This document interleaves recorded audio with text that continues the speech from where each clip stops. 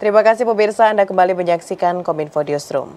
Pemirsa, kurangnya kecukupan gizi kerap menjadi penyebab utama dari seorang anak mengalami stunting. Namun pemirsa, sebenarnya kebutuhan gizi bukanlah satu-satunya penyebab dari stunting. Selain malnutrisi, kurangnya akses air bersih dan juga sanitasi yang buruk juga berperan menyebabkan stunting pada anak. Dan tentunya air bersih dan sanitasi yang sehat ini menjadi kebutuhan dasar oleh setiap manusia untuk bisa melanjutkan hidup dan menjadi standar dalam kehidupan yang sehat. Dan pemirsa, untuk membahasnya pada malam hari ini terkait dengan akses air bersih dan sanitasi layak bantu turunkan stunting. Saat ini kita sudah terhubung melalui sambungan Zoom bersama dengan Direktur Penyihatan Lingkungan Kemenkes Bapak Anas Ma'ruf. Assalamualaikum, selamat malam Pak Anas. Waalaikumsalam warahmatullahi wabarakatuh. Selamat malam, salam sehat untuk kita semua. Salam sehat untuk kita semua Pak Anas. Baik Bapak, kita membahas mengenai penurunan angka stunting di Indonesia. Jadi kalau masyarakat Indonesia nih Pak, sejauh ini banyak yang mengatakan bahwa penyebab utama dari stunting itu adalah kurangnya nutrisi pada anak. Namun di sini juga ada yang mengatakan bahwa air dan juga sanitasi yang layak ini juga menjadi salah satu faktor agar stunting ini bisa diturunkan. Nah, terkait dengan dua hal ini Pak Anas, seberapa pentingkah air yang bersih dan juga sanitasi serta nutrisi gizi tadi bisa menurunkan angka stunting di Indonesia Pak Anas? Ya, baik. Jadi pertama saya berangkat dari memang persoalan stunting menjadi penting untuk kita tangani bersama ya. Karena bagaimana kita mau maju kalau misalnya masyarakat kita itu tidak cerdas dan tidak sehat gitu kan. Nah, stunting itu adalah awal mula generasi kita itu bisa berisiko ya terkait dengan baik itu kecerdasannya maupun juga kesehatannya. Karena kan stunting ini terkait dengan tumbuh dan kembang. Jadi kecerdasannya penting, kesehatannya juga penting. Nah, memang faktor penyebab stunting itu berbagai macam hal ya. Ada yang sifatnya spesifik, ada yang sifatnya sensitif. Nah, di antara yang sensitif itu adalah terkait dengan akses air minum dan sanitasi. Makanya kemudian di dalam Perpres nomor 72 tahun 2021 tentang percepatan penurunan stunting, maka dari 6 terkait dengan tujuan dalam strategi penanganan stunting ini adalah peningkatan akses air minum dan sanitasi. Nah, mengapa penting? Secara umum lingkungan itu kan berpengaruh pada kesehatan kita ya. Jadi derajat kesehatan masyarakat itu dalam teori H.L. Bloom itu disebutkan 40% dipengaruhi oleh lingkungan. Kemudian 30% perilaku, 20% adalah fasilitas pelayanan kesehatan, dan yang 10% adalah faktor keturunan dan juga faktor demografi. Oleh karena itu pengaruh lingkungan menjadi penting ya, termasuk di sekitar kita. Jadi lingkungan itu kan ada udara, ada air, ada makanan, ada tanah, ada sarana dan bangunan, ada juga vektor dan binatang penyakit. Nah, salah satu yang penting di kita itu adalah akses air minum dan sanitasi. Nah, mengapa penting? Karena apa? Karena ini terkait dengan praktek higien dan sanitasi ya, kebersihan gitu. Karena penyebab mengapa stunting itu terjadi adalah karena ketika masa tumbuhnya itu anak-anak kita sering sakit yang berulang ya. Dalam data disebutkan bahwa kan percepatan pertumbuhan stunting itu ternyata antara umur 6 bulan sampai 23 bulan. Itu masa di mana anak-anak sudah mulai mengenal lingkungan kan, dia sudah mulai turun dari gendongan, mulai belajar jalan, merangkak dan sebagainya.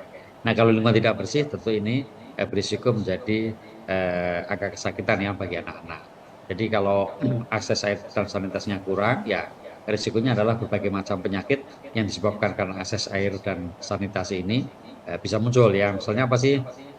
Diare berulang ya, kemudian penyakit infeksi pencernaan lainnya, kemudian misalnya batuk pilek atau ispa ya. Nah, kalau anak-anak kita sakit yang berulang ini menyebabkan tumbuh kembangnya menjadi lambat atau terhambat gitu ya. Nah, karena anak-anak itu kalau misalnya lagi sakit, demam itu kan nggak nafsu makan, ya kan nggak nafsu makan. Belum kemudian juga akhirnya pertumbuhan dan perkembangannya terhambat ya. Nah, inilah yang menyebabkan mengapa kemudian akses air minum dan sanitasi penting dalam salah satu strategi untuk pencegahan stunting ini gitu. Supaya apa, diharapkan dengan higien sanitasi yang baik di lingkungan, maka anak-anak kita bisa tumbuh sehat, ya tidak infeksi berulang atau tidak sakit berulang, yang itu menyebabkan faktor risiko bagi terhambatnya pertumbuhan dan perkembangan. Demikian Mbak Mona. Baik, Pak Anas, itu adalah alasan mengapa sanitasi yang layak ini menjadi krusial ya Pak untuk bisa menurunkan angka stunting di Indonesia. Baik, Pak Anas, dalam minggu lalu Presiden Joko Widodo ini sempat mengatakan pada saat mengunjungi salah satu puskesmas yang ada di Jakarta. Beliau mengatakan bahwa sanitasi menjadi salah satu hal yang harus ditekankan, kolaborasi dari berbagai pihak sampai kepada RT RW begitu Pak ya, agar bisa penurunan angka stunting ini cepat dilakukan di Indonesia. Terkait dengan pembangunan yang disampaikan juga oleh Presiden untuk sanitasi yang layak ini, Pak Anas, Indonesia ini kan merupakan negara kepulauan. Apa tantangan kita dalam membangun akses sanitasi yang layak di Indonesia saat ini, Pak Anas? Ya, oke. Jadi sanitasi ini kan bermacam-macam ya. Antara lain adalah kebutuhan terkait dengan jamban atau MCK lah orang sebut ya. Kemudian juga terkait dengan sampah, tata kelola sampah dan sebagainya. Tapi kalau kita sekarang bicara terkait dengan sanitasi yang erat kaitannya dengan akses untuk jamban ya. Ini penting mengapa? Karena jamban ini kan adalah bagaimana kemudian kita itu punya akses ya terhadap akses sanitasi terutama jamban ini. Supaya apa? Supaya kita tidak buang air besar sembarangan. Karena di Indonesia ini eh, masih kita temukan ya saudara-saudara kita yang buang air besar di tempat terbuka. Ada di sungai, ada di kebun, ada di mana lagi sawah ya, ada di selokan dan sebagainya. Nah ini tentu akan mencemari lingkungan ya karena buang air besar di tempat terbuka itu kan mencemari lingkungan dan itu bisa masuk ke sumber-sumber air yang ada di sekitar kita, bisa sumur, bisa juga tanah yang tercemar, kemudian juga air permukaan itu bisa tercemar kalau kita masih buang air besar sembarangan. Nah, tantangannya apa di tempat kita atau di Indonesia ini? Tadi ya nomor satu adalah eh, terkait dengan budaya. Kita ngomong tentang Ya. budaya dulu. Jadi masih ada juga rakyat kita yang eh, susah untuk buang air di tempat tertutup ya.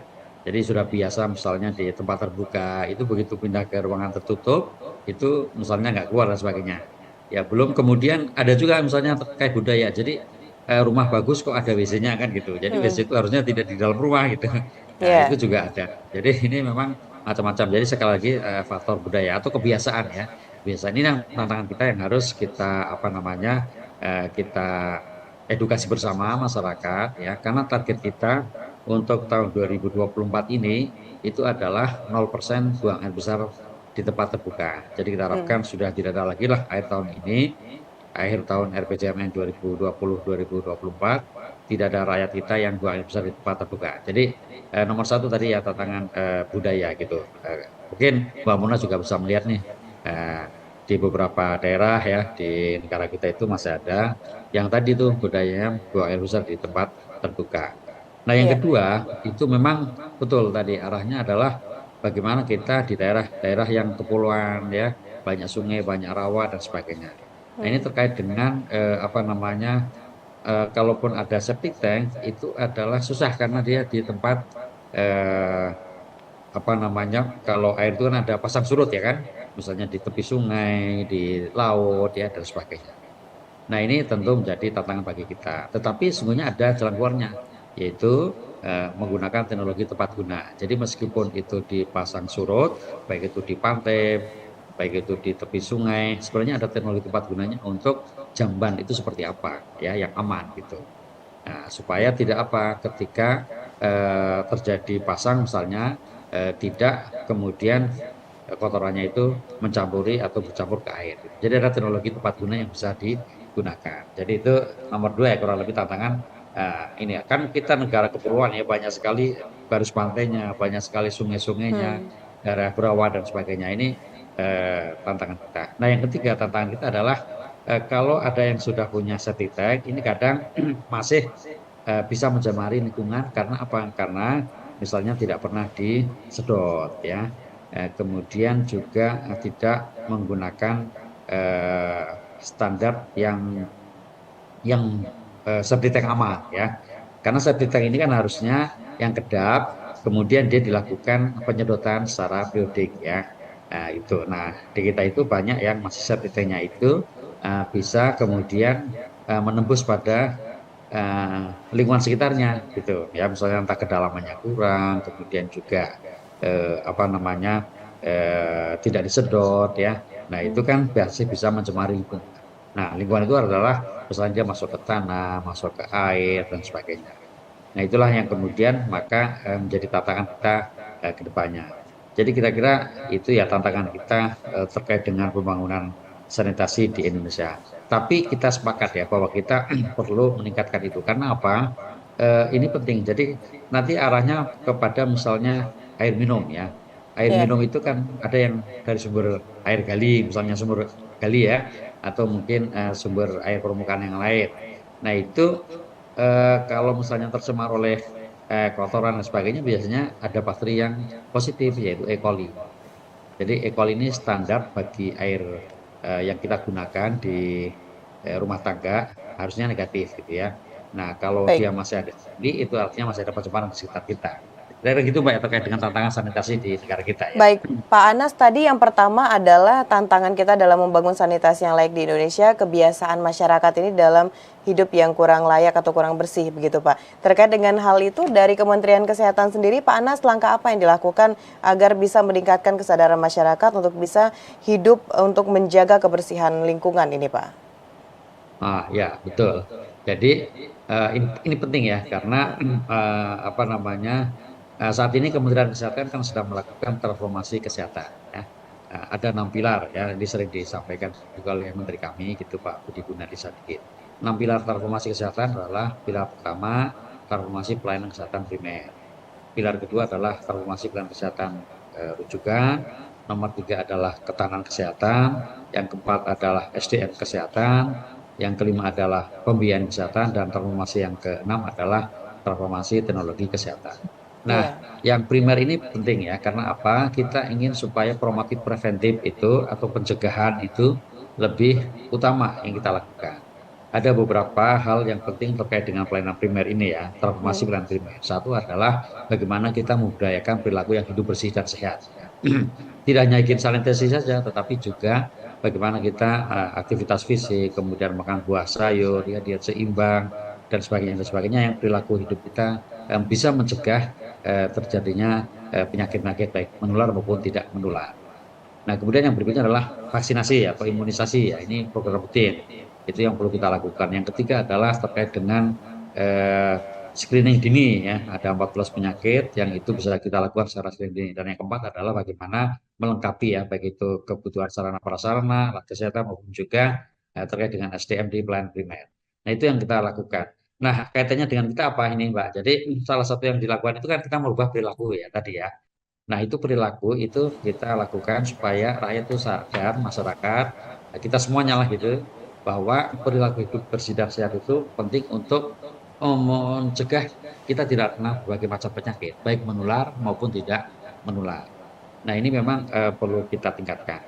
Saya ya. ingin sampaikan pada kesempatan ini juga, Mbak, ya, jadi bahwa Hmm. terkait dengan perilaku yang misalnya masih buang air besar sembarangan, itu menjadi salah satu indikator kita juga. Tadi saya sampaikan bahwa harapannya tahun ini 2024 sudah tidak lagi rakyat kita yang buang air besar di tempat terbuka. Ya. Yang kedua, kita juga punya target 90% desa atau kelurahan di Indonesia itu sudah ODF atau Open Defecation Free, sudah SPS, sudah stop buang air besar sembarangan. Nah ini yang kita apa namanya menjadi salah satu indikator dalam pembangunan sanitasi juga di Indonesia. Nah, terkait dengan Baik, perubahan perilaku, eh, masih lagi boleh Mbak yang tentang boleh perubahan silakan Pak. perilaku ini? Iya, tentang perubahan perilaku ini Kementerian Kesehatan juga banyak melakukan hal-hal ya. Khusus terkait dengan lingkungan itu kita punya pendekatan yang disebut dengan STBM atau sanitasi total berbasis masyarakat. Ada 5 pilar yang merupakan peran serta masyarakat ya untuk merubah supaya lingkungannya kita lebih sehat. Nah, 5 pilar itu adalah nomor 1, stop buang air besar sembarangan. Nomor 2 adalah cuci tangan pakai sabun. Ya. Hmm. Pilar nomor 3 adalah supaya kita itu akses air minum dan pangannya itu di rumah tangga yang sehat. Ya. Jadi makanan juga harus sehat, minuman juga harus sehat, ya gitu. Yang di rumah tangga ini. Yang keempat adalah sampah rumah tangga dikelola dengan baik. Ya. tidak mencemari lingkungan, tidak tersebar di mana-mana dan sebagainya. Yang kelima adalah limbah cair rumah tangga dikelola dengan baik. Nah, 5 pilar ini apabila bisa dilakukan oleh kita semua rumah tangga di Indonesia, itu akan sangat besar dampaknya terkait dengan upaya untuk menyehatkan lingkungan ya. Jadi kalau tadi lima-limanya mulai dari stok buang besar sampai limbah cair rumah tangga bisa dilakukan dengan baik di rumah tangga, ini adalah bisa mengurangi faktor risiko dari lingkungan yang tidak sehat. Kemudian juga ini memang arahnya ke perubahan perilaku ya.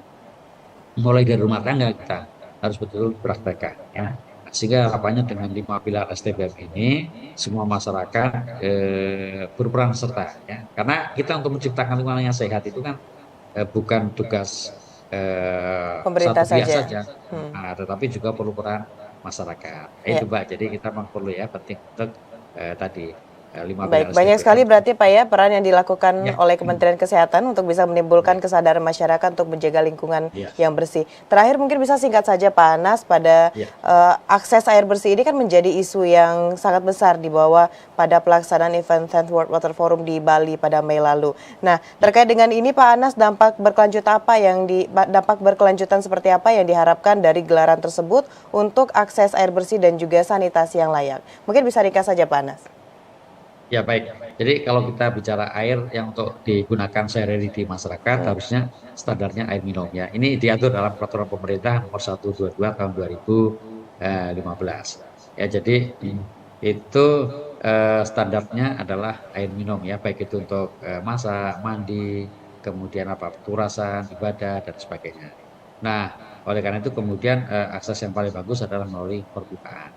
Nah, tentang air ya, di dunia ini ada 3 semacam forum atau working group ya terkait dengan air. Yang pertama yang tadi disebutkan WWF, World Ya. Water Forum. Itu biasanya arahnya ke air baku. Kemudian ada lagi SWA namanya, Sanitation and Water Association. Jadi Sanitation and Water for All. Ini juga arahnya ada sanitasi dan airnya. Satu lagi IWA, International Water Association. Ini arahnya ke air minum. Nah, jadi artinya penting mengapa kemudian dunia sampai ada 3 forum ya yang terkait dengan air. Ini penting. Nah, terkait dengan World Water Forum kemarin yang di Bali itu juga cukup penting. Mengapa? Karena kecukupan air dan keamanan air di dunia apapun, misalnya air untuk baku maupun juga air untuk sanitasi dan damai kesehatan itu dibahas di sana. Ada 3 hal yang kemarin itu dideklarasikan di sana. Antara adalah bahwa perlu adanya Center of Excellence ya terkait dengan ketahanan air, terutama ketika kita menghadapi perubahan iklim. Yang kedua adalah terkait dengan bagaimana air baku ya, terutama yang dari danau itu bisa kita selamatkan dengan baik, sehingga menjadi salah satu yang penting di dunia. Dan kemudian yang ketiga adalah terkait dengan bagaimana supaya dunia ini bersatu padu ya untuk menjaga sumber daya air di dunia ini sehingga bisa kita lanjutkan atau teruskan kepada generasi penerus. Nah, satu hal yang penting barangkali di luar yang deklarasi itu adalah kita sadar betul bahwa kebutuhan air ya bagi masa itu sangat penting, sangat vital dan tentu ini juga akan dampaknya bagi kesehatan. Baik, di sini kita bisa tekankan lagi bahwa sanitasi yang layak ini benar-benar penting ya Pak Anas ya untuk bisa menurunkan angka stunting di Indonesia, dan pemerintah tadi disampaikan Pak Anas juga telah melakukan berbagai upaya selain dari pembangunan infrastruktur juga memberikan edukasi kepada masyarakat agar bisa menerapkan hidup bersih tentunya untuk akses air yang lebih bersih. Terima kasih Pak Anas telah memberikan informasi kepada aja Mbak. Sedikit silakan, aja Pak. ya terkait dengan air dan sanitasi ini ya memang harus tiga-tiganya kita ada 3 hal pokok ya. Satu, pembangunan sarana prasarana atau infrastruktur. Yang kedua adalah terkait dengan dukungan regulasi, kebijakan ya, dan juga penganggaran. Yang ketiga ini penting juga kesadaran masyarakat ya untuk bersama-sama. Kalaupun misalnya disiapkan infrastrukturnya harus dijaga, dipelihara supaya tetap bersih. Nah itu 3 hal yang penting yang harus saya kira kita lakukan ke depannya sehingga akses air minum dan sanitasi ke depan semakin baik. Yang sudah ada dipertahankan, dijaga, dan yang belum nanti kita tingkatkan secara bertahap. Demikian Mbak Mona. Ya, terima kasih Pak Anas Ma'ruf selaku Direktur Penyihatan Lingkungan Kementerian Kesehatan sudah hadir dalam Dialog Kominfo Newsroom malam hari ini. Selamat malam Bapak, selamat melanjutkan aktivitas. Ya, pemirsa usai jeda pariwara kami akan kembali dengan informasi lainnya. Tetaplah bersama Kominfo Newsroom.